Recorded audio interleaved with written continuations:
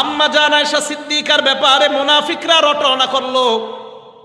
আয়েশা আর সফওয়ানের মধ্যে খারাপ সম্পর্ক আওয়াজ দিয়ে বলেন নাউজুবিল্লাহ। ওই যে এটা মুনাফিকরা মিথ্যা রটাইছে। আল্লাহ বৃষ্টি করতেছে।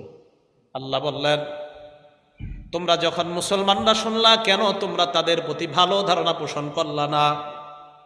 পিছনে তাকান না, শয়তান ধোঁকা দিতেছে বৃষ্টির শব্দ দিয়ে। আমাদের তাকান, বৃষ্টি হইলে ইনশাল্লাহ আমরা তো আসি। কথাগুলো মন দিয়ে শোনেন।